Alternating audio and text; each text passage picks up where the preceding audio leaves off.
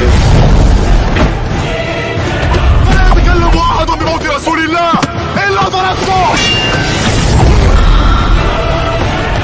جئتك أؤمن بالله وبرسوله وبما شئت به.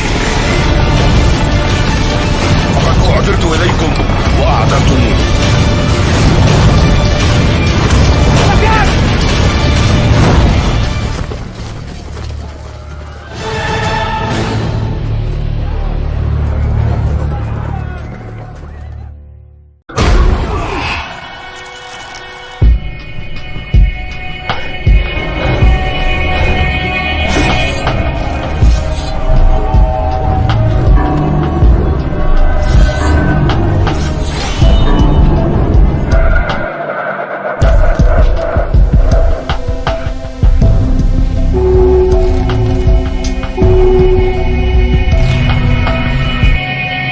Memasukkannya ke dalam keranda mayat dan membawa kalian ke suatu tempat yang kalian sendiri tidak akan pernah tahu ada di mana.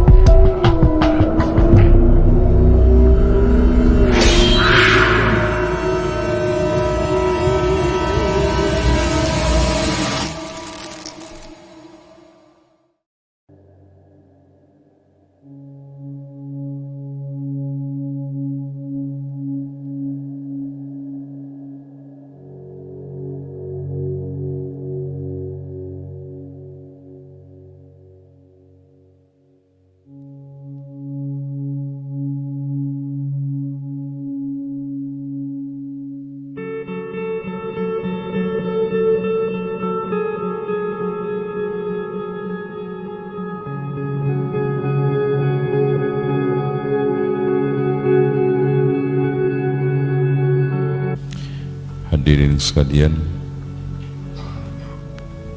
insya Allah untuk mulai khutbah hari ini sampai ke depan saya akan mengambil tema tentang tanda-tanda kiamat. Penting untuk mengenali tanda kiamat. Pertama,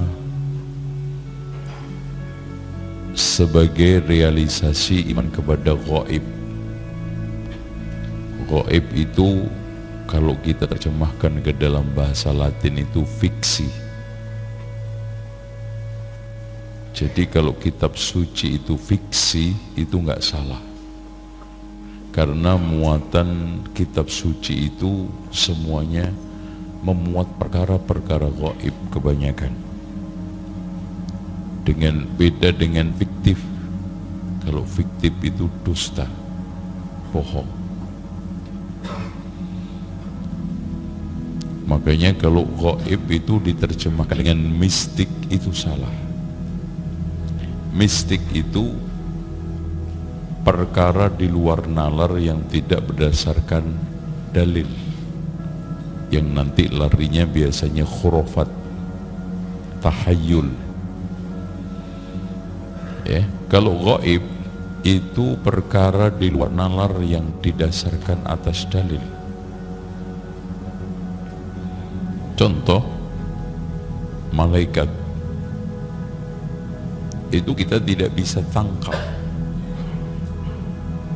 kita tidak bisa nalar, kita hanya bisa mengimani karena itu termasuk perkara gaib alias fiksi.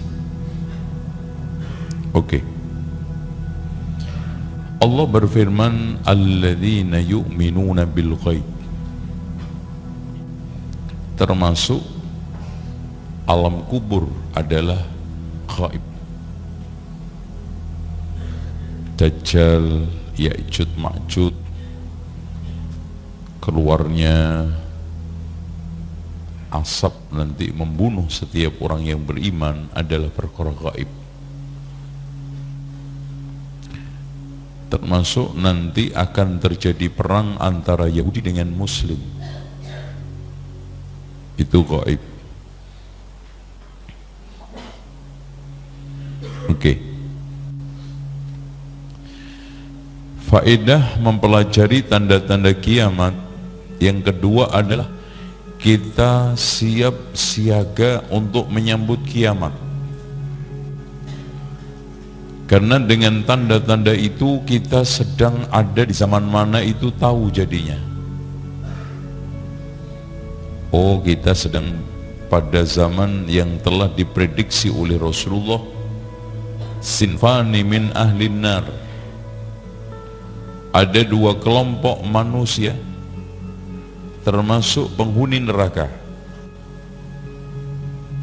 Yang pertama adalah qaumun wa ma'ahum siyatun ka'adnabil baqar. Satu kelompok yang dimana sekelompok kaum yang kemana-mana bawa cambuk untuk memukul, memecut orang. Ini ditafsiri oleh para ulama termasuk Imam An-Nawawi dalam syarah Sahih Muslim, adalah centeng bodyguard pemimpin yang zalim.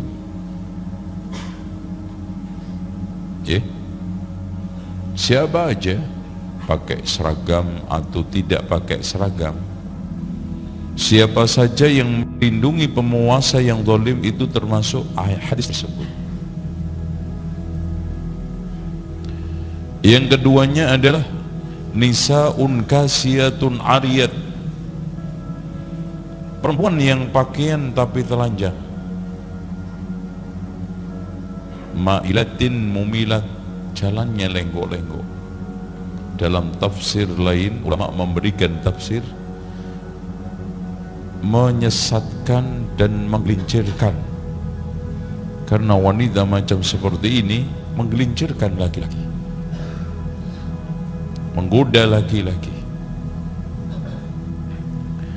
Makanya Rasulullah mengatakan, ma taraktu ba'di fitnatan adru 'ala rijali minan nisa. Tidaklah aku tinggalkan fitnah yang lebih berat buat laki-laki ketimbang perempuan. Faedah kita mempelajari tanda-tanda kiamat yang ketiga, sekaligus untuk membahas hukum-hukum syar'i yang terikat atau terkait dengan tanda kiamat. Contoh, Rasulullah mengatakan dalam hadis yang sahih, badiru bil amal, bergegaslah dalam beramal, sitan, sebelum datang perkara 6.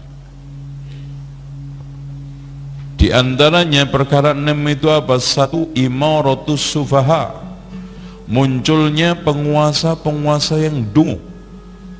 Sufaha itu dalam bahasa Indonesianya itu dungu.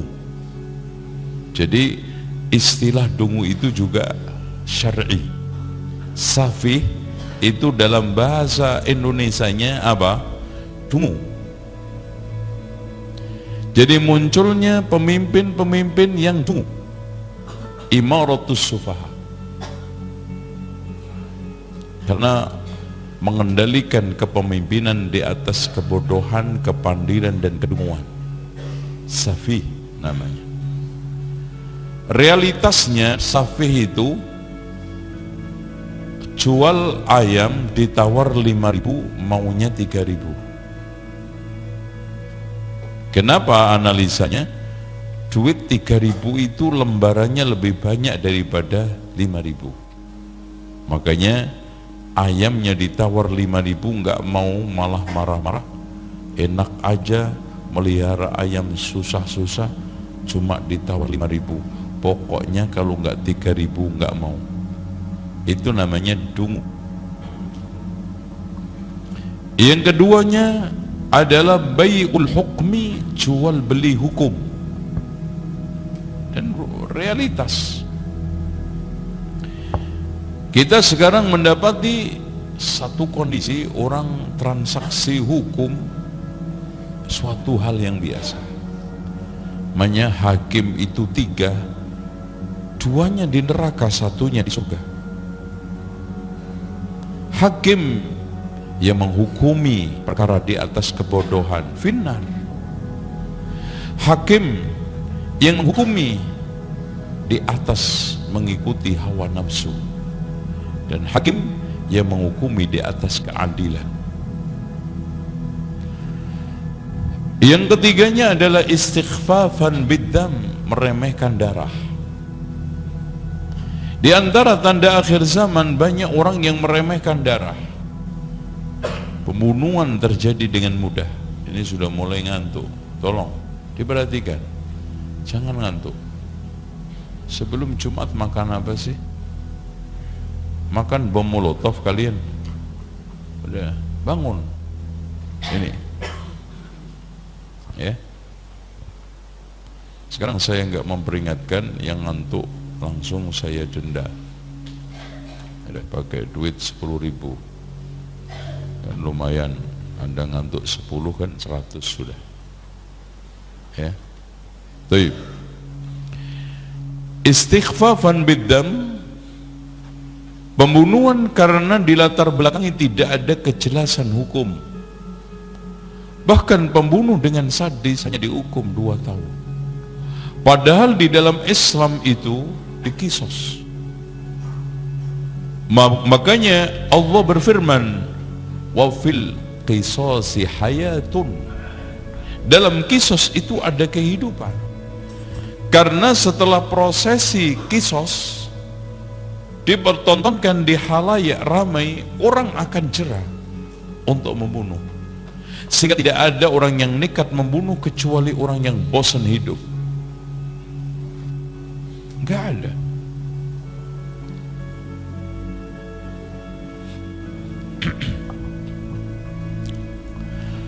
Kemudian yang ketiga, yang keempat, di antara tanda kiamat yang di situ melahirkan hukum-hukum fikih adalah waqati'atur rahmi. Yang keempat, memutuskan silaturahmi. Memutuskan silaturahmi itu haram. Itu. Dan Masya Allah, pemutusan silaturahmi di kalangan umat Islam di zaman sekarang ini sangat mudah. Kedurhakaan pun sangat mudah. Dan itu nanti tanda kiamat tersendiri yang kita akan bahas. Makanya Rasulullah SAW menegaskan, la yadkhulul jannata qati', tidak akan bakal masuk surga orang yang memutuskan silaturahmi. Makanya dosa semuanya nanti sanksinya ditunda oleh Allah di akhirat, kecuali 2: kezaliman dan memutuskan silaturahmi. Di mana Rasulullah sallallahu alaihi wasallam menegaskan, ma min dambin asra'u uqubatan ma'a ma yaddakhiruhu fil akhirah minal baghyi wa qati'atir rahim. Tidaklah ada dosa yang paling cepat balasannya dikontanin Allah di dunia, masih nanti ada simpanan di akhirat ketimbang al-baghyu, melampaui batas dan memutuskan silaturahmi. Tapi Masya Allah, dengan perkara sepele, masalah duniawi, warisan, masalah kaitannya selisih duit nominal, orang dengan mudah memutuskan silaturahmi. As'alullah al-afiyah. Makanya Rasulullah memperingatkan, iyyakum wasyuha fa inna syuha ahlaka man kana qablakum. Waspadalah terhadap kikir, karena kikir itu yang menghancurkan umat sebelum kalian. Ya, akhirnya apa? Istabahu dima'ahum wastahallu maharimahum. Menghalalkan mereka untuk mengalirkan darah dan menghalalkan atau membolehkan untuk putus silaturahmi. Selanjutnya di Risalian nomor 5 adalah nash'an yattakhiduna al-Qur'ana mazamir yuqaddimuna ar-rajula walau kana aqallahum fikha. Masya Allah. munculnya generasi-generasi yang melakukan Al-Quran. Mereka ditokohkan hanya karena pintar membaca Al-Quran, walaupun lemah kefakihannya dan juga kepahaman terhadap din. Dan ini nyata, dan ini wujud di tengah kita merajalela. Bahkan Al-Quran sekarang ditransaksikan seperti komoditas, ditransaksikan menjelang Ramadan untuk ziarah kubur, menjelang Idul Fitri untuk nyekar mengambil rohnya neneknya, dengan bacaan Al-Fatihah, dengan bacaan Yasin, dengan bacaan Al-Baqarah, dengan cara menyewa orang. Bahkan karena persaingan rebutan lapak, akhirnya terjadi diskon terhadap surat-surat tersebut. Al-Baqarah diskon 30%, Yasin di diskon 35%. Nasallallahu al-afiyah. Ya, inilah hadirin sekalian, sehingga ketika kita mempelajari tanda-tanda kiamat seperti ini, maka akan hadir sekaligus bagaimana sikap kita ketika muncul tanda-tanda kiamat itu, kalau kaitannya dengan hukum-hukum syariat. Ya. Selanjutnya hadirin sekalian yang dirahmati Allah, mempelajari tanda-tanda kiamat akan memberikan satu kredit poin keyakinan makin bertambah akan kebenaran risalah dan kenabian Nabi Muhammad. Subhanallah, tidak ada satu tanda kiamat yang dikabarkan Rasulullah melalui hadis yang sahih melainkan terjadi. Yang sudah banyak sekali. Di antaranya tanda-tanda kiamat di mana kaum muslimin akan diperangi orang yang sipit matanya, tembem pipinya, dan melempung perutnya. Ternyata sudah terjadi pada saat itu perang Mongol yang dipimpin oleh Hulagu.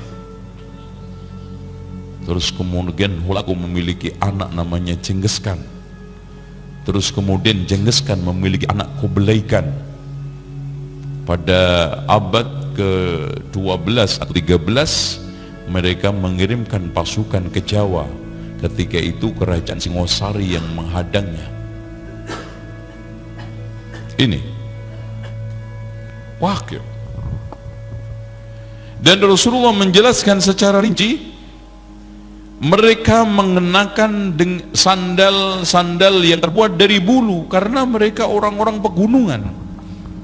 Jadi sandal-sandal yang mereka buat terbuat dari satu bahan-bahan hewan, kalau tidak kambing, domba, dan yang lainnya. Allahu Akbar.